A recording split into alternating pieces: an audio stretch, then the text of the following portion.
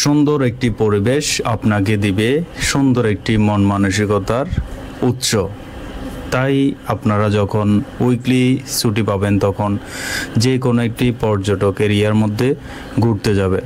যদি কোথাও ঘুরতে যান তাহলে আপনাদের মন ফ্রেশ থাকবে এবং আপনাদের পরবর্তী নেক্সট উইকে কাজ করতে, অফিসিয়াল কাজ করেন অথবা বিজনেস করেন, যেখানে আপনি কর্মরত থাকেন ওই কাজের মধ্যেই আপনার মন মানসিকতা একেবারে ফ্রেশ থাকবে।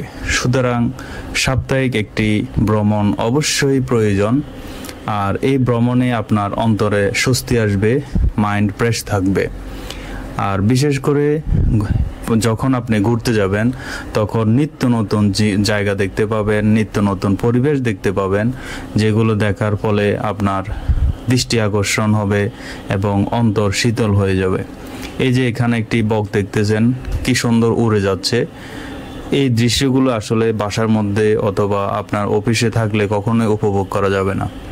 এখন আপনাদেরকে আমি দেখাচ্ছি, আমার পাশে আছে এখানে 3টি বোটের একটি স্পেস করা হয়েছিল সমুদ্রের ঢেউ আকারে। তো এই ঢেউগুলো এখনও বিদ্যমান, অথচ বোটগুলো এখন নেই।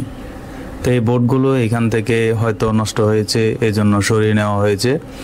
ইনশাল্লাহ আশা রাখবো নেক্সট টাইম আবার এখানে বোট বসানো হবে, কারণ এই জায়গাটির নামে হচ্ছে বোট ক্লাব। তো বোট ক্লাবে যদি বোটে না থাকে তাহলে এর সৌন্দর্য কিভাবে রক্ষা পায়। এখন আমি একেবারে কর্নারে চলে আসছি। এখানে পাশে সবুজ শ্যামল একটি বন দেখতে পাচ্ছেন, পাশে একটি বাদাম গাছ। তো এই পরিবেশের মধ্যে বিকেলবেলা অনেকে আসে ঘোরার জন্য এবং এখানে বসে গল্প করতেছে, অফিসিয়ালি অনেক কথাবার্তা বলতেছে এবং ফ্যামিলি নিয়ে ঘুরতে আসছে। আর এখানে প্রায় আধা ঘন্টা পর পরে আপনারা দেখতে পাবেন ঠিক মাথার উপর দিয়ে বিমানগুলো উড়ে যাচ্ছে।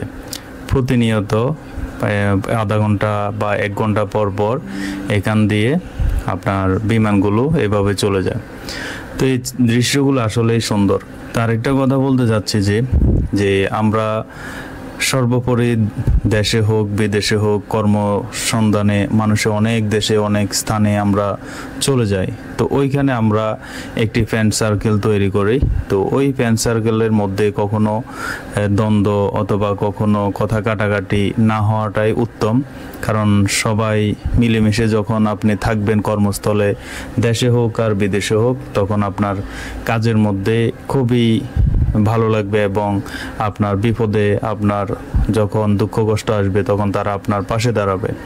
সুতরাং বন্ধুত্ব সম্পর্ক টিকিয়ে রাখার জন্য সর্বদা চেষ্টা করবেন। আর আমার এই জায়গাটি যদি ভালো লেগে থাকে অবশ্যই শেয়ার করে সারা বিশ্ববাসীকে দেখার সুযোগ করে দিবেন। ধন্যবাদ।